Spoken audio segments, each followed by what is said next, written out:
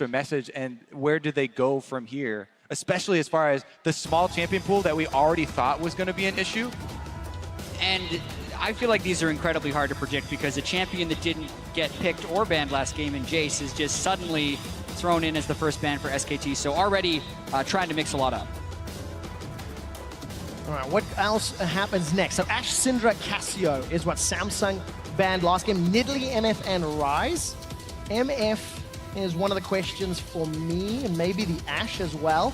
Olaf banned away by SK Telecom.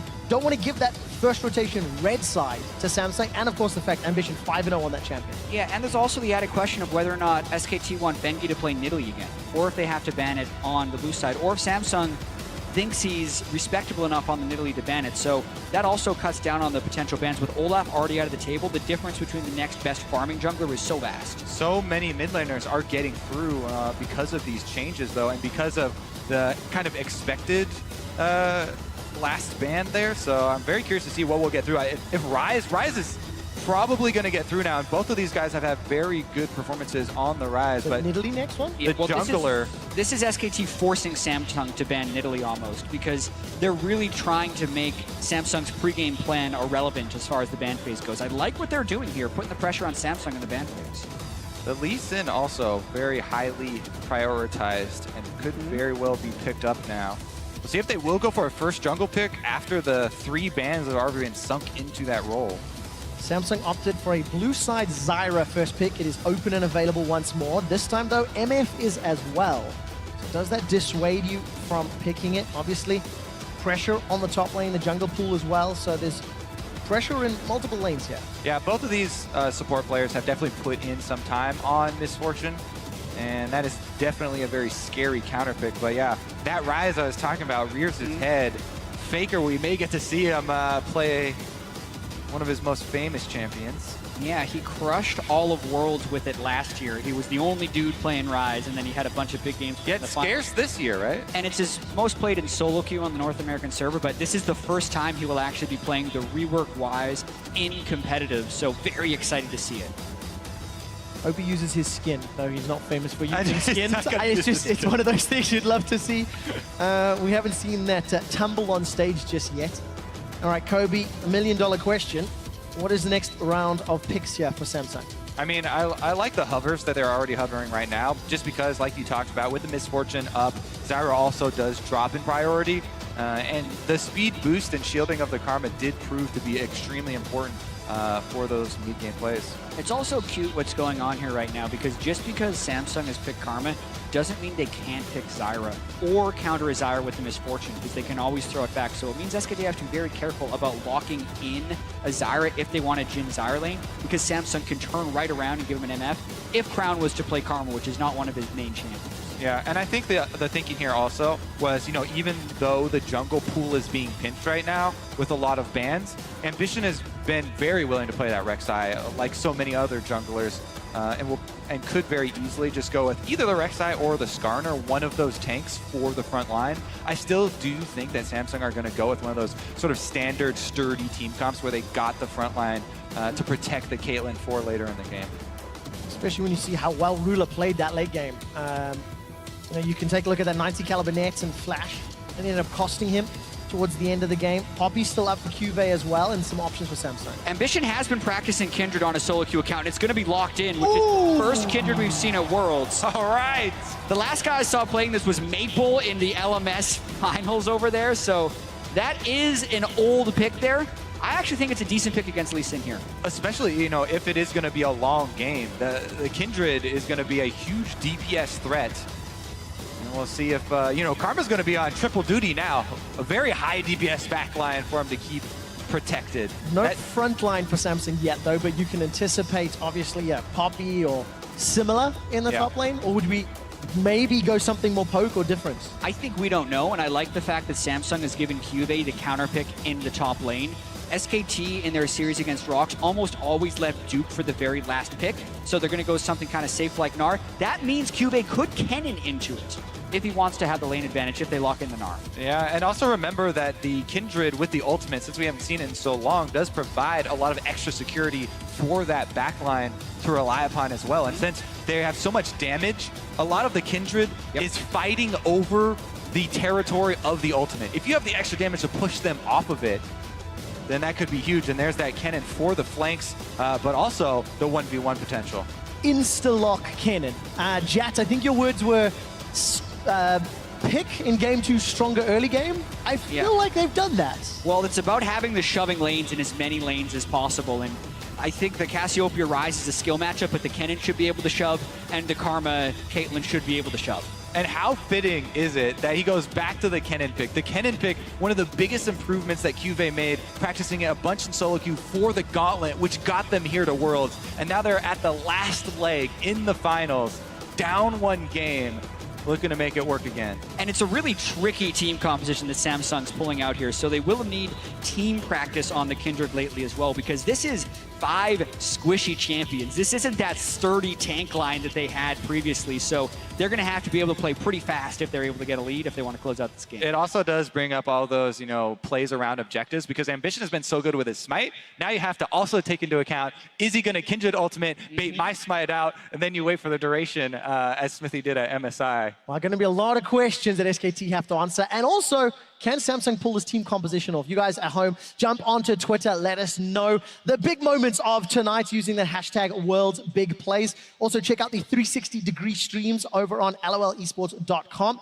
You can actually check us out. Jumping up and down now as we load into game 2.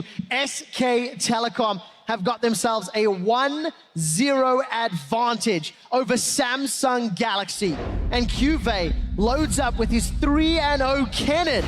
Let's see if he can lead the way and even the series at the end of game 2. Plus, we got Faker's Rise. Like, we're just jumping over is! that one. Hey! We got the skin. Championship Cup So I guess he'll wear his own clothes. on his I think back. that's the way it works out, right? Honestly, though, this does play into our story of SKT at this World. They've been the most outspoken, the most confident that we have ever seen them. This is a team that is used to winning the championship. Yeah, and Faker's going to want to get enough skins so his entire champion pool can have SKT Which would skins. be every single champion, honestly. This guy plays Aurelia in the mid lane. He played Bachelor Yi in the mid lane. Riven popularized. He played Olaf in the mid lane at Worlds last year. Many of those picks were. All right, well, let's take a look at the level 1 here, because no deep wards this time around. No scouting of the jungler starts. Minions have spawned. We'll see if there's any sort of, top laners faking, taking damage from Krugs, trying to play those mind games of making the enemy guess where they've started. I want to take a look at how this early game plays out, because Samsung fell very far behind by the time we hit that 15-minute mark, and they cannot afford to do the same thing with this team composition. Yeah, and it actually happened because Faker was able to get an early shove in the mid lane and get a deep ward to find Ambition in the jungle. They also had a ward at the very beginning of the game to find him in the jungle. So the first ward isn't there this game, but there's a very early peek, actually. Exactly, from Samsung again. They did it last game, they did it this game. Pink ward before the minion spawn. Crown goes over there.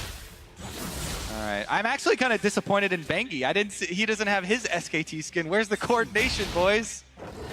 He's also going for number 3. Knock out these There we go. Gonna get his own skin again this time around. I want to take a look at just how Crown handles himself on this Cassio, because his Victor last game was as to be expected, and this time around now has to perform at that same level, but on what is actually a fairly technical champion when it comes to dodging all of those skill shots and landing those petrifying gazes. Yeah, and Crown has actually been really good at Cassiopeia on the laning phase, specifically at dodging ganks from enemy teams. He has the cleanse here, so normally the Rise Lee Sin is an incredibly potent two-man gank because you get the Rune Prison and Lee Sin can automatically land the Q. But here, Crown's going to have to make sure he can cleanse if they go for that, and then he's going to have to play more passive in the next game. And we do want to touch on, the changes to Kindred, where the marks are even more important with their damage scaling. Going for the early scuttle here and grabbing it. Already off to a good start there for Ambition on the Kindred. Our new flavor pick. We have to have a surprise here in each best of 5 as we move forward. Ooh, actually, what he did there, I think he pulled the minions far enough so that Ambition was able not to drop in the Fog of War, but I think he just revealed himself there. So the question mark did go down. And it looks like he gave up a little bit of info. Yeah, but he took a lot of harass on the minion wave just to try and freeze it towards his turret. Faker now getting a little bit more aggressive to make sure the wave hits the turret and can then bounce back. Both of these two mid laners do excel at getting the minion wave in the right place. So you always have a chance of stacking up minions to crash them in the turret, but you spend a small amount of time in basically danger of ganks. Great delay there by Crown just at the end. And it was in game 1 where Faker actually built up a 10 CS advantage by having a back timing advantage over Crown. He's on another word, he can get stopped again. And does, Miasma again. Crown with some gentle love taps to the 2-time world champion Faker. He got a solo kill in the previous game. Let's see if he can do it again. Plus 10 CS already, and Faker's gonna lose a good chunk of the tower, it looks like. Significant delay, but you can see that Faker knows he has to go back and get his tier early. So he's committed to that recall, does go and get it off. That CS lead, though, in the mid lane should be a problem.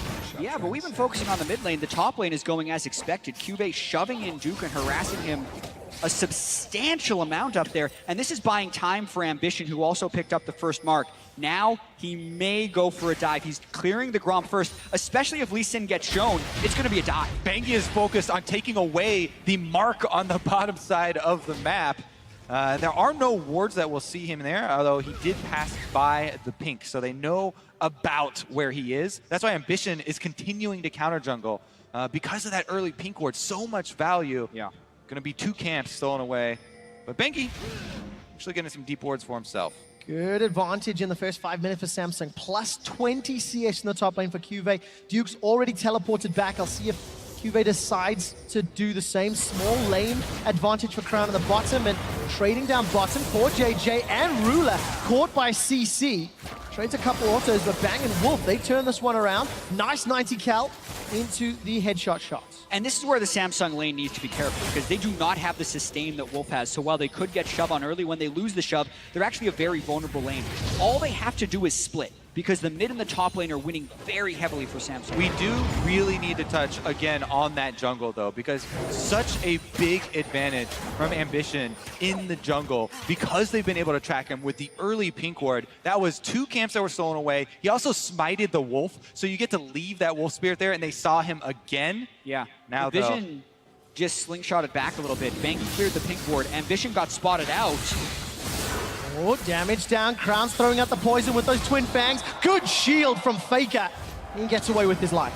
It's the same 1 versus 2. Meanwhile, though, it gives, again, full control over this mid lane to Samsung to push it up. They get another Scuttle Crab that is marked for Ambition. But Bengi saw him exit into the Fog of War on the top side of the map, trying to make a counterplay on the bottom side. If Bengi can get level 6, he would have a much more threatening gank. He can't yet, as he's have ward control in the jungle, but no wolves to spawn. He might get level 6 off the wolves based on his experience bar. Then he would have threat for a bottom lane gank. Just warding up and trying to make that bottom lane as safe as possible. Not able to have that same sort of early impact. Samsung plus 1,000 gold just from the farm already. I think that's to be expected, though, when you look at the team compositions and how the lane is played out. I think credit to Samsung, but they need to do more to have this advantage going into the mid game. Yeah, I think not quite to this degree, especially in the mid lane, you know, and how important those recall interrupts were from Crown on Faker for the early stages. We'll see how this does develop, though, because early magic resistance now on Cassiopeia as well makes Crown really confident in taking those trades with Faker. Yeah, I've talked to a number of mid laners about the Cassiopeia versus Ryze matchup, because historically it was Cassiopeia favored. But with the Ryze rework, who has more utility in being able to shield himself in a longer range on his Q for wave clear, it does turn into a very slightly favored Cassio matchup, but not something where you're winning by 15 to 20 CS against Faker. Helps out when Crown is able to interrupt the laning pattern. I'm looking at Bang & Wolf pushing up very heavily in that bottom lane. Teleports and slicing Maelstrom a little bit away. Ambition potentially in some trouble. Realm Warp actually. Ambition's going to get the camp and back out. Remember, Kindred here going to scale very nicely as well, and he's already up to 3 now as he goes back to farm. Trading farm with Lee Sin is definitely an optimal situation for him, especially since the Samsung lanes are in such a good spot winning by themselves. Yeah, and we talk so much about Samsung's story of how they got here in the gauntlet, and one thing that happened is they became a much more aggressive team who, when they could get an early game lead, would just win it quite quickly. And that was with the Kennen-type compositions. And when you already have 3 stacks on the Kindred, they have the snowball potential if they can start getting these things going with the 1,200 gold lead already from the laning phase. And the thing to watch for with that snowball are those wards for Cuvée to teleport in on. As of right now, use it to get back to lane for more lane dominance. Ambition got the blue. Mistakes. That's one of the first messed up blue handoffs I've seen at Worlds. Teams have been much better about doing it. Big mistake right there. Well, jungler's now going to be meeting toe-to-toe. Level Jack. 7 advantage for Ambition. Gets a ward down. Lamb's Respite is available. Tidal Wave captures both of Samsung Galaxy's bottom lane. Ambition with the Lamb's Respite.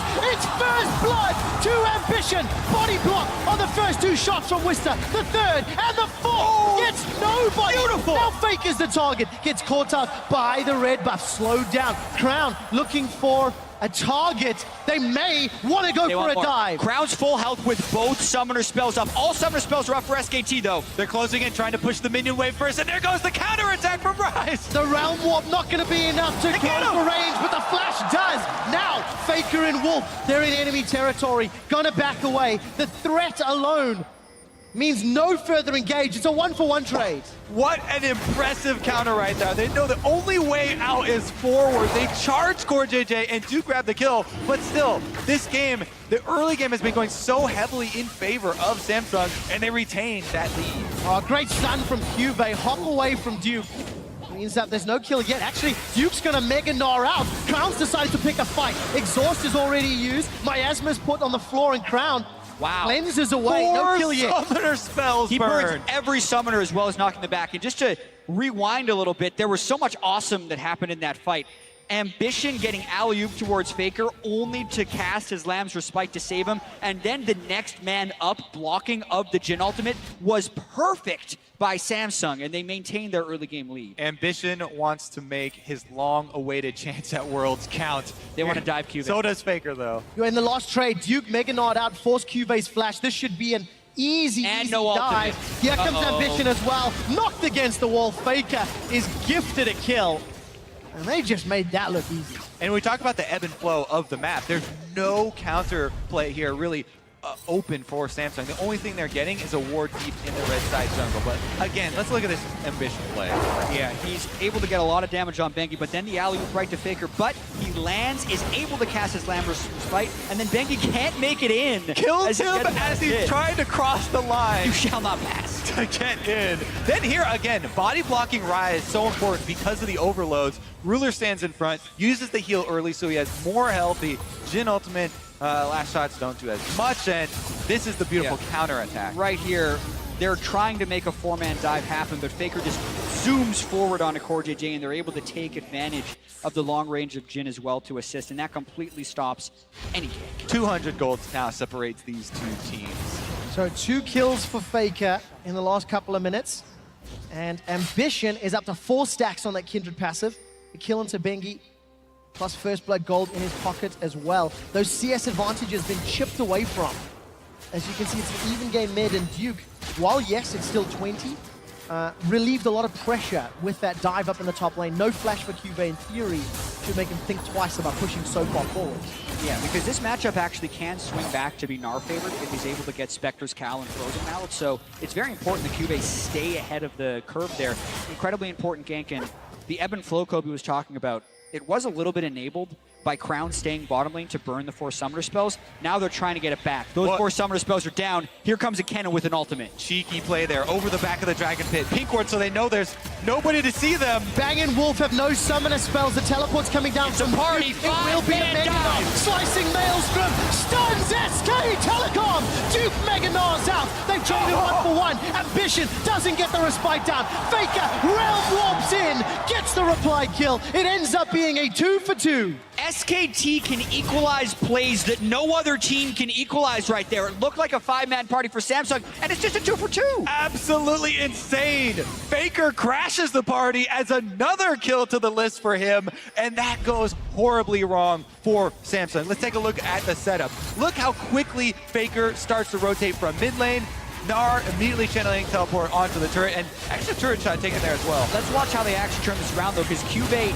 looks like he hits everyone with the ultimate. Ambition, though, He doesn't ult. doesn't ult here with the 4th shot and the Gnar jumping on top of him. That hurts, and then Faker is also here to clean up the second It's a kill. super difficult situation to be in as the Kindred because you want to get the kill right before you ultimate, and there's a split second there, to try and activate it afterwards, and that would also save the Gnar. So he did get the kill first, which it was a necessary part. Yeah, and we talk about it all going wrong. It was a 2-for-2, but the investment to that play was so high by Samsung with the teleport as well as Cannon ultimate, and that allows Bengi to try and move into the jungle a little bit here. Not going to challenge Ambition, though, and still just making his way. No flash up in the top lane, no slicing Maelstrom either. I think this would be risky if they tried to dive it, but they could. Look at all the information that SKT is working with, though. As much as we talked about the play being set up nice here, game. Kicked into the wall, and that just looks so, once again, so easy, so well executed. and they know they can cleanly go for that 2v2. Ace in the hole's available for Ruler. Not gonna use it just yet. The exhaust, the flash, the heal. Ruler's face palming. He's flashed forward aggressively multiple times. This time it hurts him. SKT making informed decisions. They have wards seeing every member of Samsung, whereas Samsung Blind has invade. nothing. Ambition, can he get the Lamb's Respite? Yes, but it won't be enough to get the kill just yet. Jumps back away, Dance of Arrows, and the 3-man SKT, they shut him down. And that's the poise of SKT. When they can get this Rift Herald after that kill on Ambition, that takes away Cube's ability to split push. Also, you're going to be more poised when you know where the enemy is. Look at the wards by SKT. That is also going to be a Rift Herald buff for Duke in the split pushing battle. Kennen, yes, is going to be great for those team fights, trying to flank in, but Core Whoa. JJ taking fire. Aqua Prison locks up Core JJ and whispers 4th shot. Bang! You're down. That's 3 solo deaths in a row by Samsung. Ruler trying to make a play in a 1v2 situation. Ambition doing a blind invade and getting collapsed by 3 people. And then Core JJ on support Karma is up too far in the lane when SKT are able to finish that kill. Those mistakes can't happen against SKT. When it rains, it pours, and it's so hard to work back a losing Vision fight because SKT had so much advance warning. Samsung, every move they're trying to make to try and get any sort of deep vision for themselves, immediately countered, immediately stopped. And after those solo deaths, it's SKT that immediately take control. 2,000 gold up. To Samsung's credit, they got the first Mountain Drake, the next one's spawning, and they are trying to once again set up some ring of control around this pit. Teleport not available for Cube. That is important if SKT try to contest. I agree with that. Not being able to make it with the Kennen could spell a Drake over to SKT.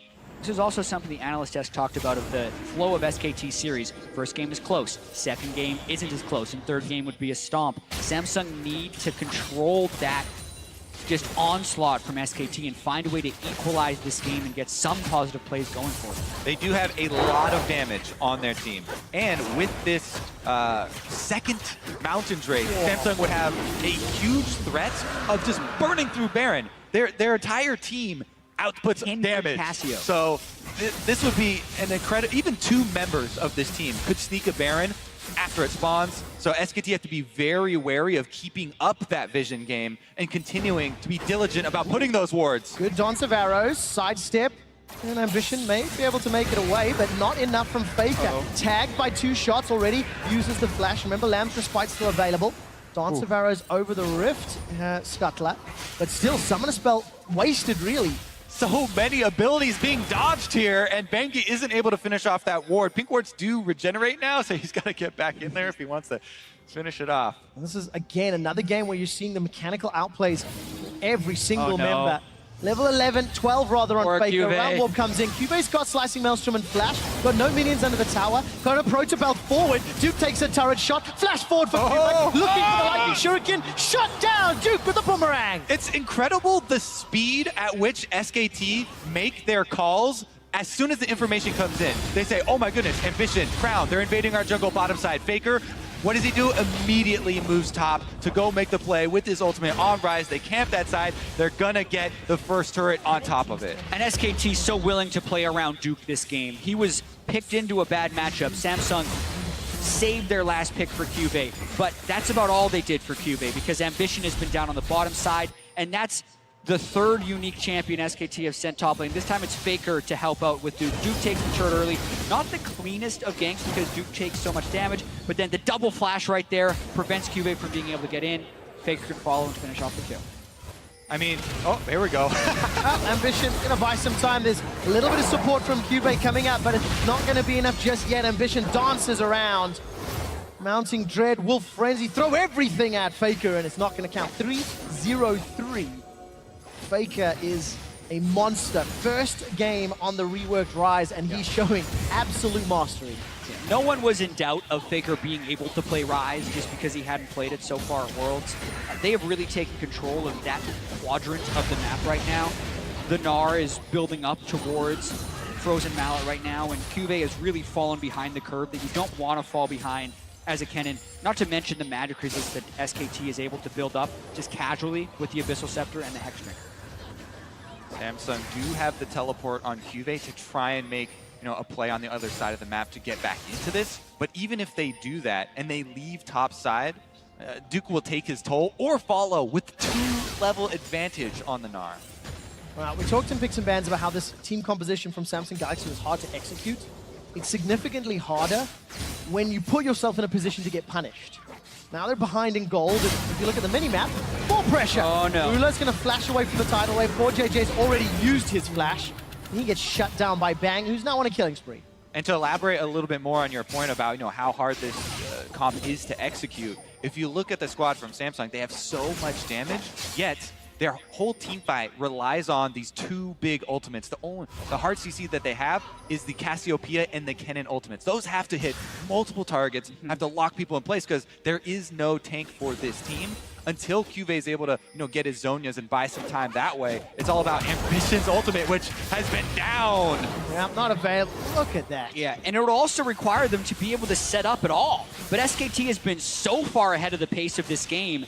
Ever since it was close at the beginning, SKT just pick after pick.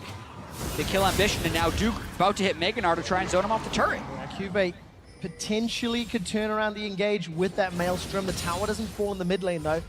All the pressure from Duke is allowing the rest of SKT to set up.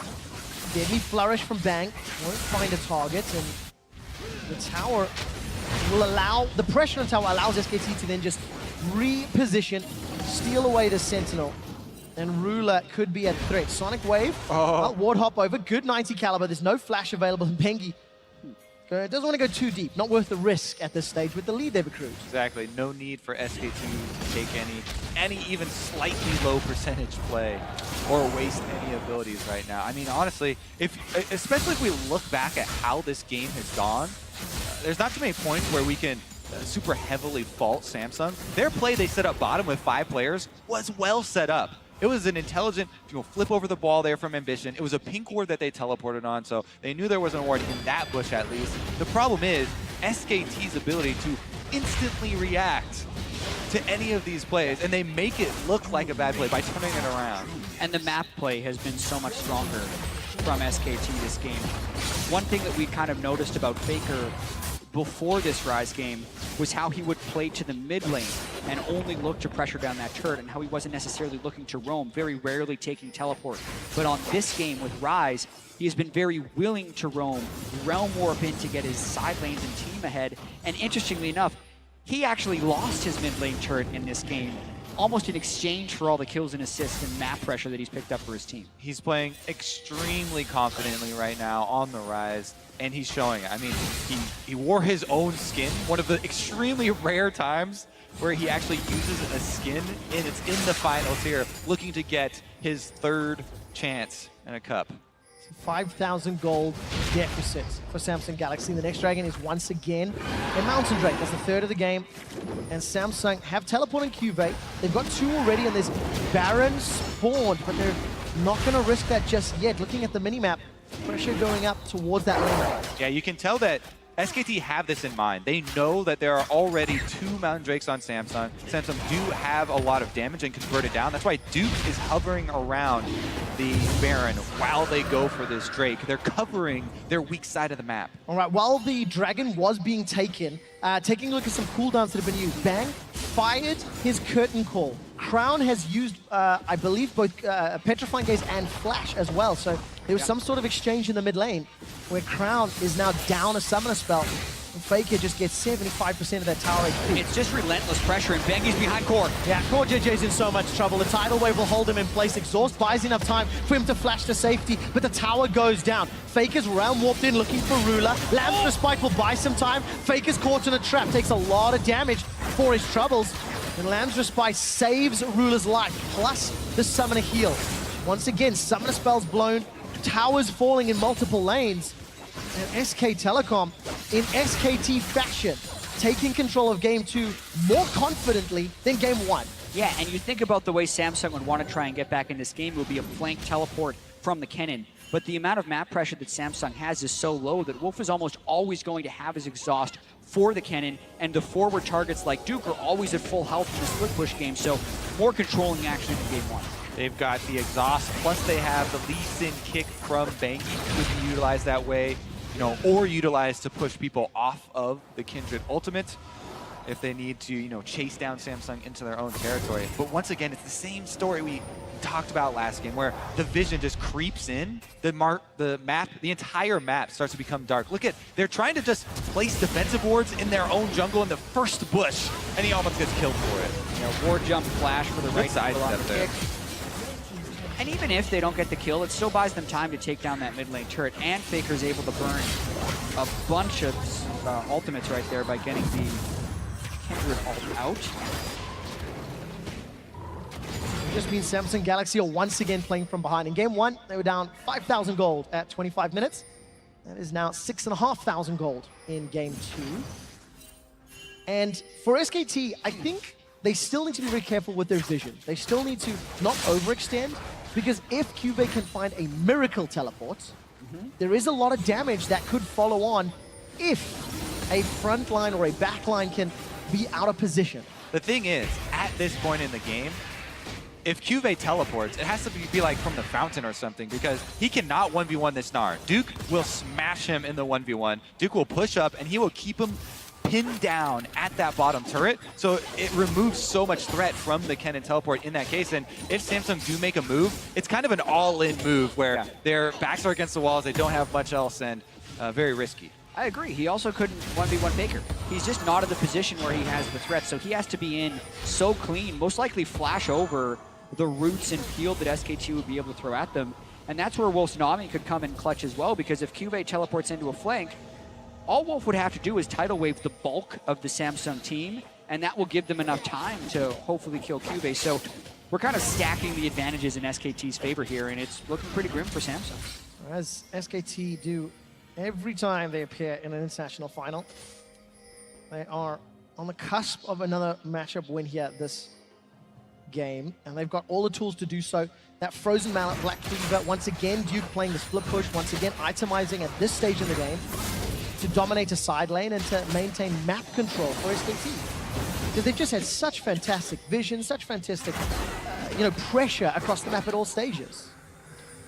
Samsung once again are going to have to play their turtle mode with Caitlyn here, as the Baron being taken. There's not really any counterplay here from Samsung. It's completely dark map. They would have to do some crazy move to even go get, and it would probably cost them a lot of their lives. So defensive play is again the name of the game. Yeah, and this is immaculate play by SKT. After the early game where Samsung looked like they were trying to snowball, as soon as SKT halted that, they've been turning it right back around. And here's a Realm Warp. All right, Realm Warp's going to deliver Faker and Duke. This should be enough just for the tower once this minion wave comes back up. Cuvée with the Proto Belt got away. And to go back to that point, SKT, immaculate play. Bengi once again starting. I think we were talking about how only if they lost the thing, maybe Blank would start a game. And Bengi on this Lee Sin, 3-1 and 2, while he didn't necessarily need to gank, he got some kills, he was in the right place at the right time. Bengi's got to be one of those magnificent anime stories of a League of Legends player that we have had ever. Because this guy, he also is going for a third championship. It's not just Faker. And he was on the bench for so long. People called him washed up. They wrote him off. They're like, he's just sitting there because, Blank is still new and they're only using him for the first game to scout. But Bengi has been such a huge instrumental part in the victories of SK Telecom here in the later stages here at Worlds. And you look at the junglers they've had to go through. Peanut, he was 3-0 against in the semifinals, and Ambition in game 1. Bengi was way up in farm against Ambition. In this game, he's equalizing the farm of the Kindred in the late game and getting picks like this. Oh, the fourth shot misses, but Bengi doesn't care. He jumps in. Oh, while we were looking at that top lane, Faker had a 3-level advantage over Crown. Crown was just equalized. It's now 17-15. But look how easy it is for SKT to just push this. It's 10,000 gold before 30 minutes. Yeah, and they make it look easy because obviously this isn't easy. Otherwise, every team would do it. They have so much control with the wards in this game, and they're always all on the exact same page when they're going to make these plays quick shot. That's what's so impressive. It's so unfortunate for Samsung Galaxy in their final for the first time with this roster. Not even really able to advance through the LCK playoffs, but they ran the gauntlet. The fairy tale story and the amount of pressure for these guys that they've put on themselves. Unfortunately, they faltered. 3 solo deaths is what allowed SKT to just start the snowball. Definitely can be very happy with their run here at Worlds, though, and they are getting that experience on Ruler and the big stage, getting some of those nerves out as far as the play. And especially Crown has really shown up and impressed a huge amount of people, definitely getting his name out there as well. Yeah, but this game also kind of goes to show the momentum for SKT, because the first Baron they picked up in game 1 was, you mentioned, a very low Baron power play, 2,800 gold. That was when Samsung had a lot of wave clear champions. Here, they had still wave clear champions, but SKT is up to nearly 6,000 on this Baron power play. With all that being said, though, we're 1.5 games in to Worlds. Well, that's a dead ambition once again. Oh dear. Now Bang is going to be the target. The Esma tidal wave. Cube can't find anybody more. Slice of Maelstrom is down, and all of a sudden, Duke turns the pressure around. Bang, bang, unstoppable as Cube is shut down. Duke going to be able to Mega Gnar out. Not too long. Hops forward, looking for more. Oh! JJ kicked against the wall, locked against the wall. Duke gnaws Crown. Petrifying Gaze, not going to be enough, and Duke will get popped, but just the GA. Round warp from Faker will allow him to get a double kill onto Ruler at 30 minutes into the game. SKT, they still have to run back out and kill an inhibitor tower. You can't help but just applaud SKT for that play, because you call them a slower, methodical team, but when they have the advantage, they do know how to take it. Ace inside the base without clearing out the inhibitor turrets. They managed to get everyone in there, and they might push for the win here. Ambition left alone under the Nexus turrets against all of SKT's. Rune Prison down. This time gets the respite out, but it won't be enough. Cube's caught out, sent back to the fountain. The Samsung Galaxy, they cannot defend their Nexus. SK Telecom jumping forward for more. Core JJ on the steps of the fountain is killed by the